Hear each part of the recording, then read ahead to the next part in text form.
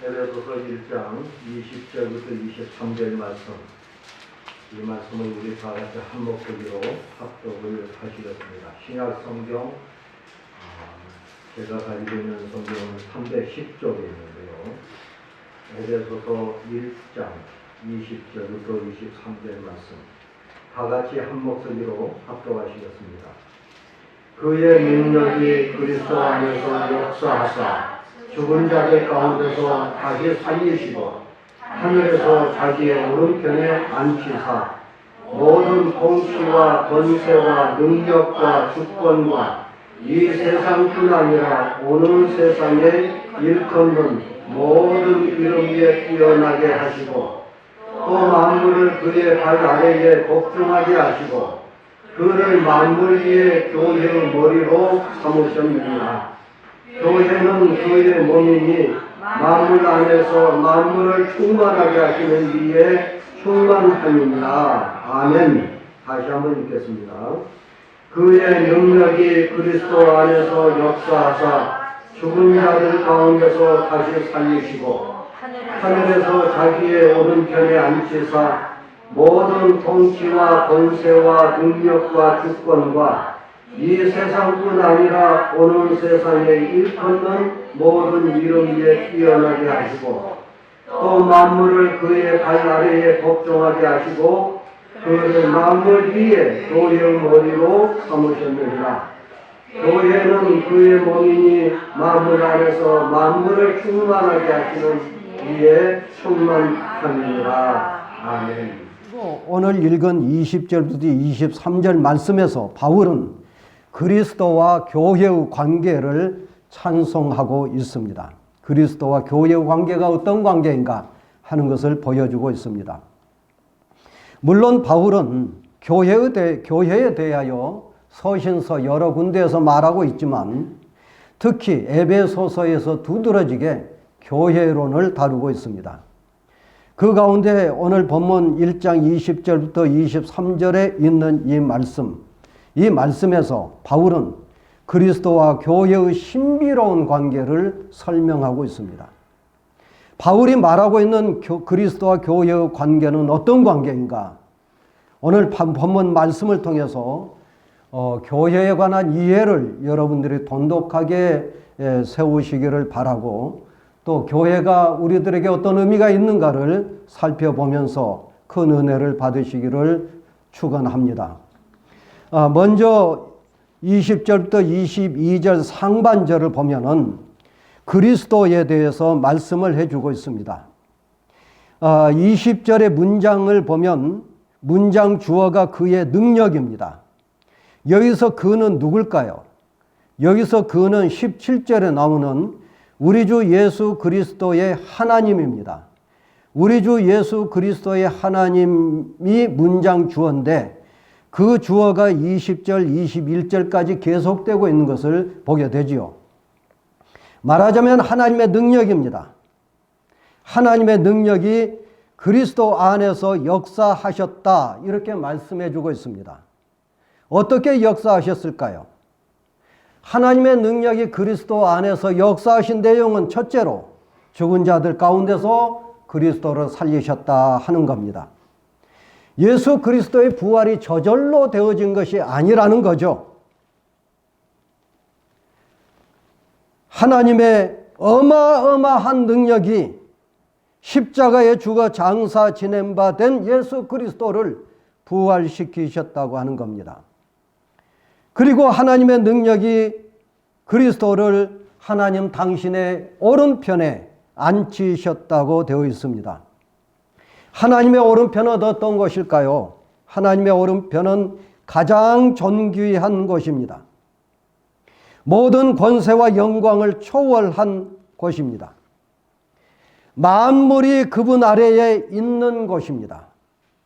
그곳에 영원한 기쁨과 즐거움이 있습니다.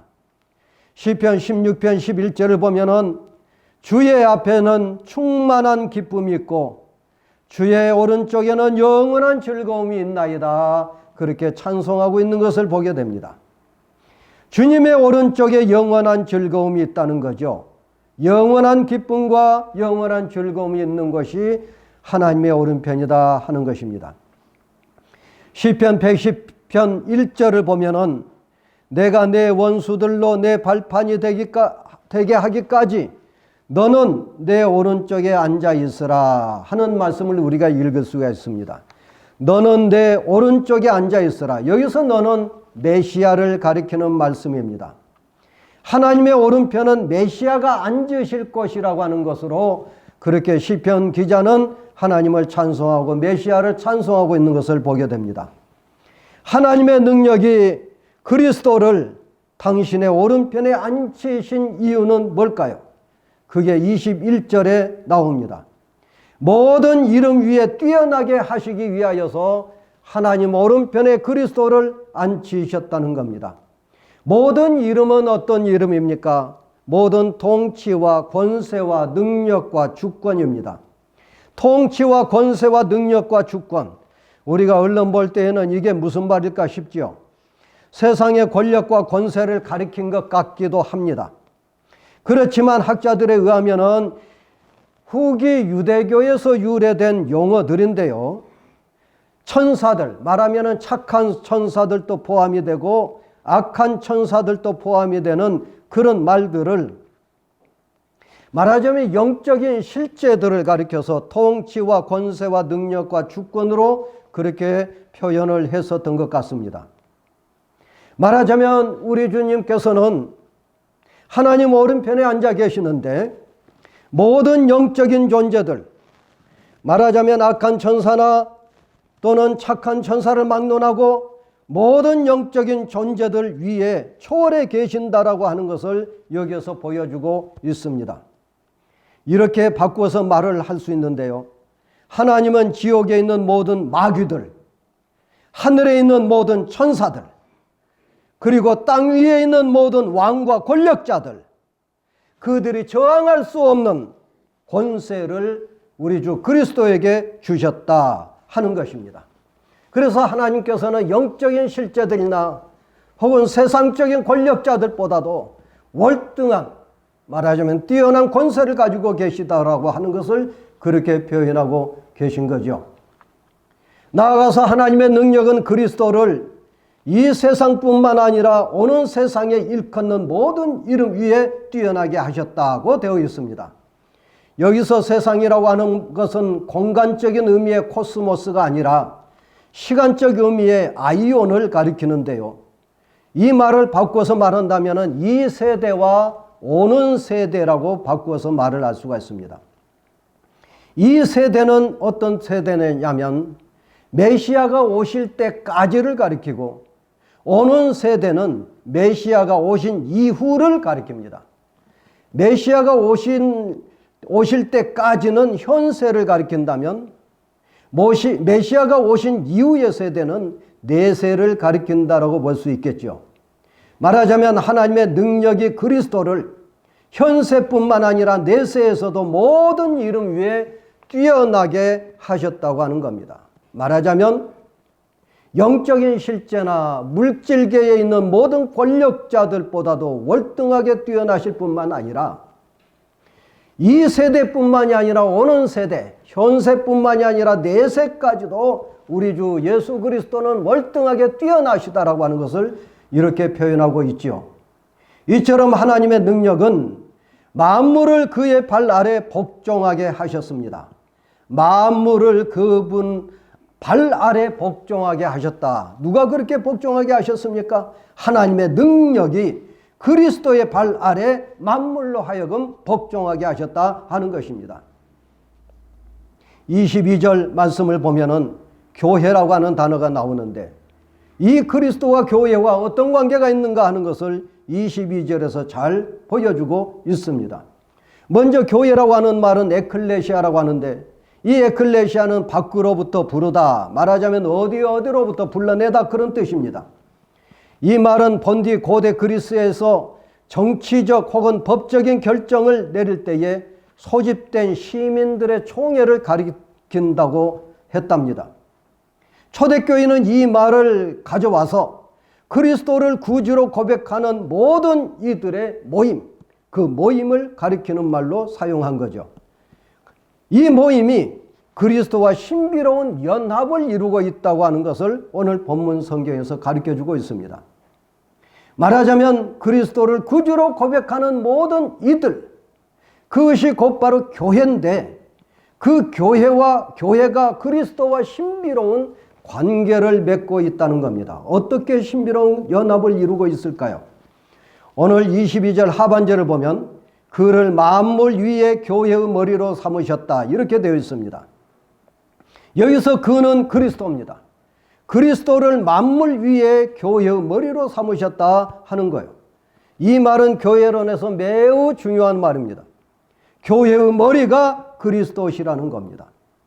먼저 이 본문의 구조를 먼저 살펴보겠습니다.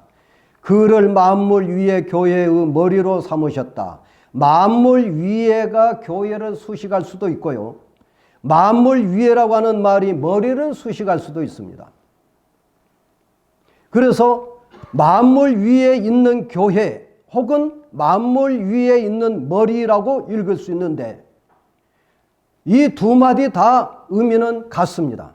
왜 그런가 하면 그리스도께서 교회의 머리가 되시기 때문에 교회는 만물 위에 있다고 볼 수 있습니다. 또는 그리스도는 만물 위에 뛰어나신 분이기 때문에 만물 위에 머리로 우리 그리스도께서 머리시다. 만물 위에 있는 머리시다. 이렇게 말을 할 수 있죠. 말하자면 만물의 주님이신 그리스도가 교회의 머리이기 때문에 교회는 곧 만물 위에 있다는 이야기입니다. 이 말은 교회가 만물을 초월해 있다는 얘기는 아닙니다. 교회가 관념적이라거나 이상향의 영토에 있다는 이야기는 아닙니다. 교회는 현실계에 존재합니다. 세상에 있다는 거죠. 그럼에도 불구하고 교회는 만물 위에 있습니다. 왜 그런가 하면 그리스도께서 머리가 되시기 때문에 그렇습니다. 교회는 가시적입니다. 그러나 교회는 동시에 불가시적입니다. 교회는 지상에 있습니다. 동시에 교회는 우주적이고 보편적입니다. 교회는 분명히 불완전합니다. 땅에 있기 때문에 불완전하지요. 그러나 교회는 그리스도께서 머리라고 하는 측면에 있어서 완전합니다. 변증법적입니다. 말하자면 이게 교회의 신비라는 것이죠.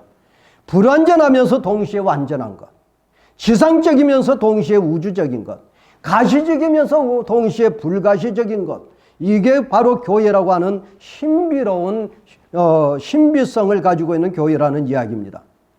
다음에 그리스도가 교회의 머리라고 하는 말을 살펴보겠는데요. 머리는 우리 신체의 중추적 역할을 합니다. 머리가 모든 신체를 통제합니다. 육체의 모든 지체들이 서로 유기적인 관계를 맺도록 하는 게 바로 머리입니다. 사람은 신체의 한두 부분이 절단되어도 살 수 있습니다. 팔 하나가 없어도 살고요.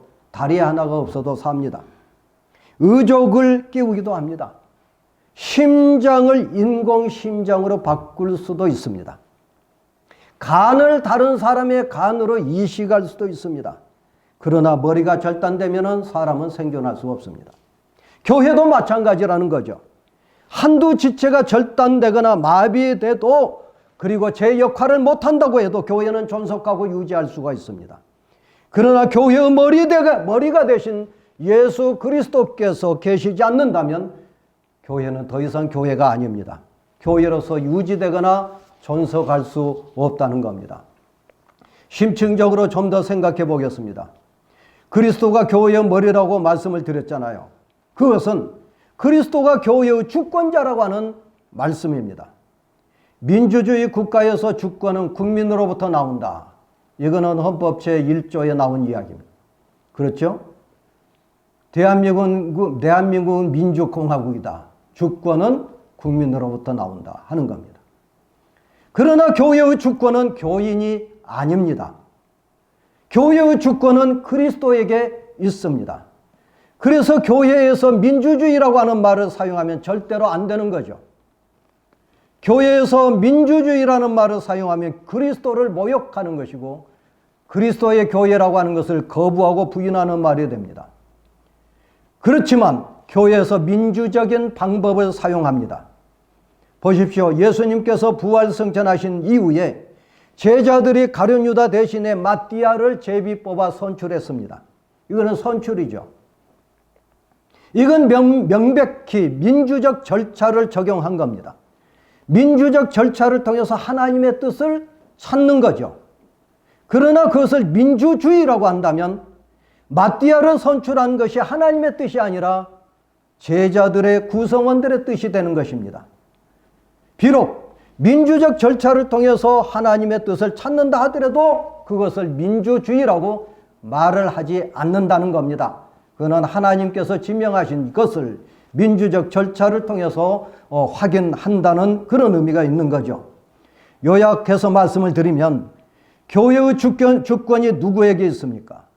교회의 주권은 목사에게 있지 않고 교회의 주권은 장로에게 있지 않습니다.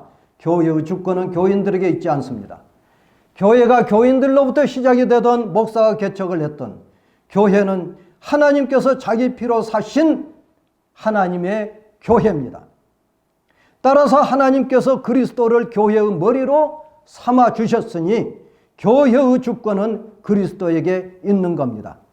따라서 그리스도의 뜻에 어긋난 교회라면 그것은 더 이상 교회가 될 수 없습니다. 그리스도의 지시를 받지 않는 교회라면 그거는 교회가 될 수가 없고 교인도 아닌 거죠.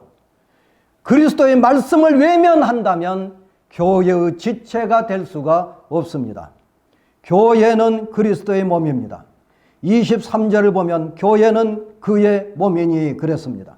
여기서 그는 그리스도를 가리킵니다. 교회는 그리스도의 몸입니다. 그리스도가 교회의 머리라는 말과 동일한 말입니다. 그러나 교회가 그리스도의 몸이라고 할 때에는 몸의 역할을 강조한 의미죠. 몸의 역할이란 게 뭘까요? 머리의 지시를 잘 따르는 것이 몸의 역할입니다. 머리가 손에게 명령합니다. 핸들을 꺾어라. 핸들을 꺾어라 했는데 꺾지 않았습니다. 어떻게 될까요? 마비가 온 거죠. 손에 마비가 온 겁니다. 운전한 사람의 팔에 마비가 오면 자기도 죽고 남도 죽이는 그러한 흉기로 자동차를 운전할 수가 있습니다. 만일에 폐혈증이 왔다면 어떻게 될까요? 그러면 그 지체를 절단해야 됩니다. 그렇지 않으면 생명이 위태롭다는 거죠. 저는 가끔 저희 어머님이 그립거나 보고 싶을 때가 있습니다. 그러면 집에서 배를 뚝 하고 내밉니다. 우리 집사람은 무슨 말인지 무슨 짓인지 하고서는 뭐 하는 짓이야 그러면. 배를 갑자기 뚝 내밀면 무슨 짓이야 그래. 저는 우리 어머니가 보고 싶으면 배를 내밉니다. 먹을 것이 부족한 시대에 우리 어머니는 저를 볼 때마다 우리 아들 언제나 배가 나올까 그리고 한숨을 쉬셨습니다. 배가 나온 사람들을 보면 돈 많은 사장님들 같아서 부러우셨던 거죠. 요즘 그렇게 생각한 사람은 사실 없지만 그러나 저희 어머님이 저를 볼 때는 항상 애잔하게 그렇게 보셨던 것 같습니다. 젖이 나오지 않아서 젖을 못 먹고 키우셨기 때문에 그러지 않으셨는가 싶은데 저만 보면은 항상 배를 만지면서 언제나 배가 좀 나올까 그러셨어요. 어머니가 생각날 때마다 저는 배를 뚝 내밉니다. 나 배 많이 나왔네. 우리 집사람은 뭔 짓이요 도대체 갑자기 그런 말을 하죠. 여러분 요즘은 그렇게 생각하는 사람이 없습니다. 지나치게 살이 찌면 각종 성인병에 노출이 됩니다. 머리가 이미 지시했을 겁니다. 야식을 하지 마라. 야식 먹지 마라. 몸에 해롭다. 그럼에도 불구하고 밤에 속이 출중하면 라면도 먹고 피자도 먹고 콜라도 마시고 성인병의 원인이 되는 거죠. 각종 당뇨와 고혈압, 저혈압이 발생할 수밖에 없습니다. 물론 먹지 못하는 경우도 있습니다. 먹지 않는 경우도 있죠. 먹을 것이 부족해서가 아니고 없어서도 아닙니다. 날씬해지기 위해서 그럴 수 있습니다. 그런 경우에 에너지가 나오겠습니까? 아예 겨우 몇 숟갈 뜨고서 그만둔다면 다리는 세 다리가 되고 그리고 갈비씨가 튀어나옵니다. 겨우 연명합니다. 이런 경우도 머리의 지시를 따르지 않는 거죠. 야, 먹어라, 먹어. 그래도 날씬해지기 위해서 먹지 않습니다. 물론 거식증도 있습니다. 거식증이라고 하는 것은 속에서 음식을 받지 않아서 먹지 못하는 경우입니다. 거식증에 걸리면 돈 많은 부자도 굶어 죽을 수밖에 없죠. 여러분, 제가 이 말씀을 드린 이유는 한국교회가 너나 할 것 없이 지나치게 비만을 추구하고 있지 않나 싶습니다. 그 결과 세계에서 가장 큰 교회가 한국에 있다고 하고요. 세계에서 가장 큰 장로교회가 한국에 있다고 합니다. 지금은 그런 통계를 안 냅니다만 1993년 30년 전 통계를 보면 세계 50대 교회 가운데 23개 교회가 한국에 있다고 하니 저는 그때만 봐도 자랑스럽다 그리 생각을 했습니다. 여러분, 그게 자랑이겠습니까? 뭐든지 1등하면 자랑입니까? 뭐든지 많으면 좋습니까? 교회도 각종 성인병에 노출되어 있습니다. 예를 들어서 교회를 출입한 지 수년이 되고 수십 년이 되었는데도 누가 누군지들 모르고 살아가고 예배를 드립니다. 그게 성인병이 아니고 뭐가 되겠습니까? 그러니 지체들이 유기적인 관계를 맺을 수 없지요. 문제는 소위 대형 교회들만의 문제가 아닙니다. 작은 교회들도 그렇지, 능력이 못 돼서 그렇지 대부분 비만을 추구합니다. 우리 어머니가 저만 보면은 배가 나오기를 고대하신 것처럼 그저 비만을 추구한 게 한국교회의 실상이 아닌가 싶어요. 반대의 경우도 있습니다. 어떤 경우에는 너무 메말라 있습니다.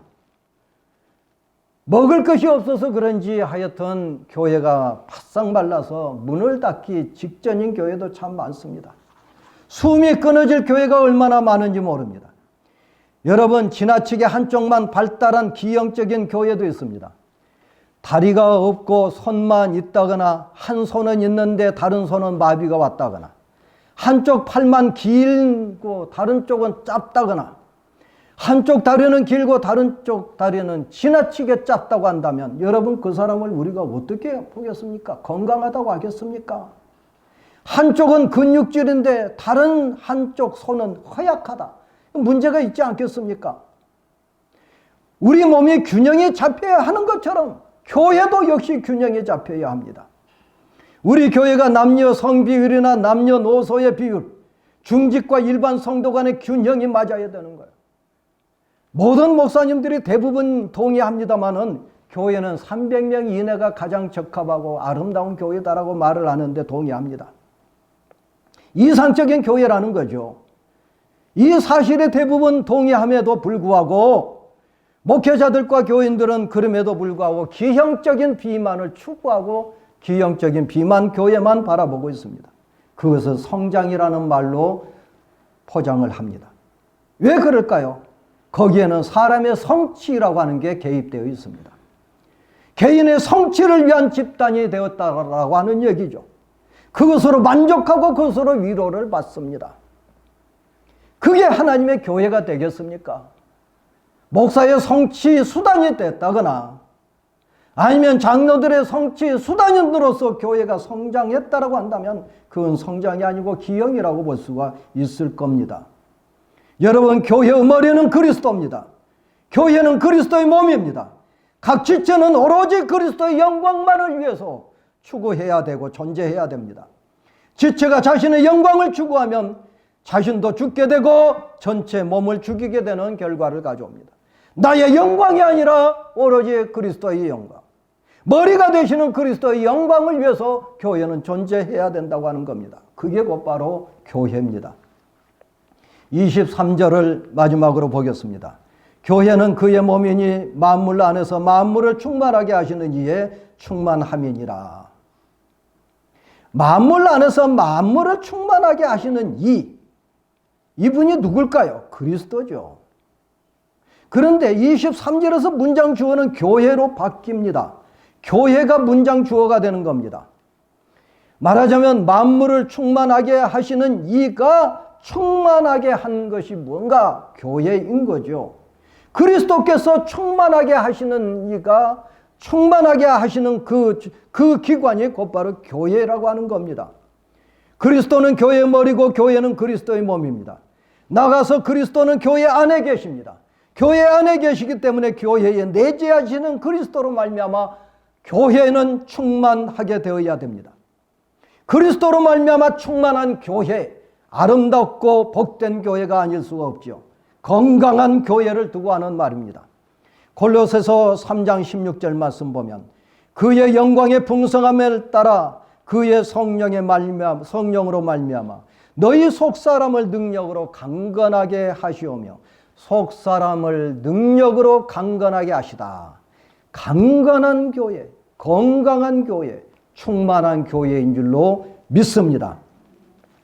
이야기를 하나 하겠습니다. 어떤 자매가 있었습니다. 이 자매가 그만 부엌 일을 하다가 손가락을 심하게 다쳤습니다. 피가 뚝뚝 떨어지는 손을 들고 엄청난 통증을 참으면서 병원으로 달려갔습니다. 의사들의 신속한 응급조치를 했습니다. 좀 있다가 상처는 소독되고 깨매어졌습니다. 시간이 지나면서 상처는 아물었습니다. 외상으로 보기에는 아무 문제가 없는 것 같습니다. 그런데 손가락이 움직이지를 않습니다. 피부가 괴사됐다거나 다른 문제가 있는 것도 아닙니다. 그런데 손가락이 몸에 붙어 있는데도 불구하고 손가락이 움직이지 않습니다. 머리의 지시를 따르지 않는 거죠. 통증도 느끼고 감각도 있는데 움직이지 않습니다. 다시 병원을 찾았습니다. 의사는 아주 곤혹스러운 표정을 지으면서 꿰맬 때에 잘라진 힘줄을 잊지 않고 꿰맨 것 같다고 했습니다. 그러니까 겉으로 보기에는 전혀 문제가 없어 보이는데 손가락에 상처를 꿰맬 때 안에서 힘줄을 잊지 않았으니 머리의 지시를 손가락이 따를 수가 없게 된 것입니다. 다시 수술을 했습니다. 힘줄은 오그라들어 숨어 있었고 손바닥에 여러 곳을 찾아서 힘줄을 이었습니다. 그런데 그렇게 힘줄을 이어 놓았음에도 불구하고 여전히 제 손가락처럼 되지 않습니다. 왜 그럴까요? 너무 오랜 동안 끊어져 있는 상태로 있어서 그렇습니다. 손가락은 독자적으로 움직이지 않습니다. 신경조직을 통해서 머리의 지시를 받게 되어 있습니다. 따라서 신경조직이 끊어지면 통증을 느끼지 못하고 힘줄이 끊어지면 움직일 수 없게 되는 것입니다. 이런 상태는 생명이 충만한 교회가 될 수가 없죠. 몸이 온전하고 강건해야 생명이 충만하다고 할 수가 있는데 교회도 마찬가지라는 얘기입니다. 교회는 머리이신 그리스도의 생명으로 충만해야 되고 그리스도의 명령과 지시를 받아서 모든 지체가 일사불란하게 인지 능력을 가지고 움직일 때에 강건한 사람, 건강한 교회, 그렇게 말을 할 수가 있는 것입니다. 여러분, 말씀을 마치겠습니다. 우리 교회, 우리 평강교회의 머리는 그리스도십니다.